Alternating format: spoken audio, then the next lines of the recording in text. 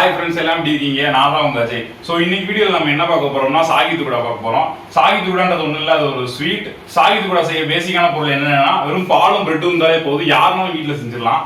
Okay, come on friends, let's do சாகி துக்குடா.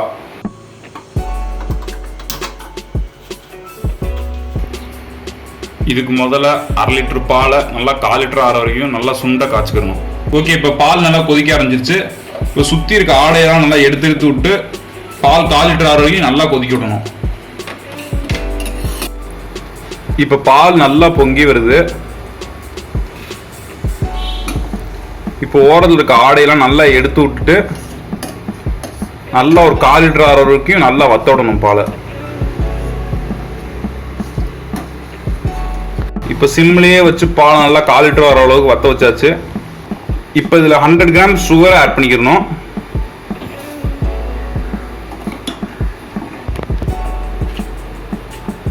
இப்போ ஒரு ஏலக்காய், கொஞ்சம் முந்திரி பருப்பு, கொஞ்சம் பாதாம் பருப்பு நல்லா நெருன்னு இருக்க மாதிரி அரைச்சி வச்சுக்கிட்டு இதில் போட்டுக்கணும். இப்போ பாதாம் ஏலக்காவோட ஃப்ளேவர் நல்லா கிடைக்கும். இன்னும் 2 நிமிஷத்தில் அடுப்புலேருந்து இறக்கிடலாம். இப்போ இது ரெடி ஆயிடுச்சு. இப்போ இதை ஆஃப் பண்ணிடுறேன். இப்போ பிரெட்டோட ஓரத்தெல்லாம் கத்தியை வச்சு நல்லா கட் பண்ணி விட்டுறணும்.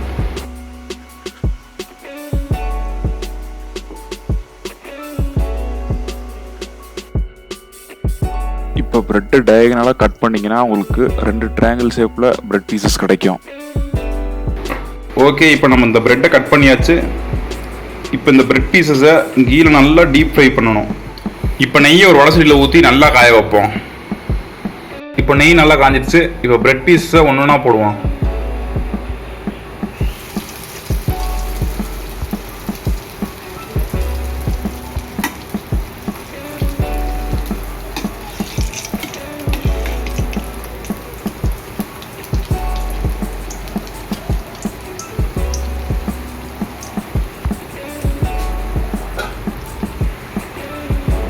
நல்லா டீப் ஃப்ரை ஆனவுடனே எடுத்துடணும்.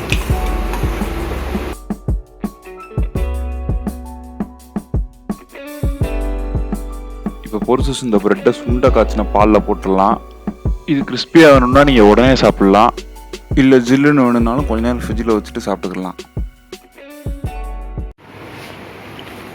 Okay friends, let's taste it.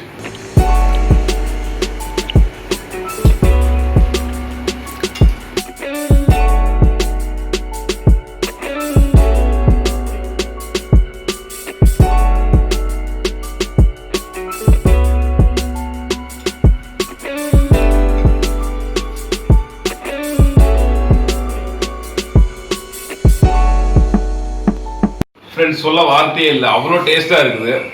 அந்த நெய்யோட ஃப்ளேவரும் அந்த பாதாமோட டேஸ்ட்டு பிரமாதமாக சூப்பராக இருக்குது. சான்ஸே இல்லை. நீங்களே என்ன மாதிரி ஒரு யங்ஸ்டர் இருந்தீங்கன்னா இந்த ஸ்வீட்டை நீங்களே ஈஸியாக செய்யலாம், யாரோட உதவியும் இல்லாமல். ஏன்னா அவ்வளோ சிம்பிளான டிஷ் இது. ஓகே ஃப்ரெண்ட்ஸ், இந்த வீடியோ பிடிச்சிருந்தா லைக் பண்ணுங்கள், கமெண்ட் பண்ணுங்கள், மறக்காமல் சப்ஸ்கிரைப் பட்டன் அமைக்கிடுங்க.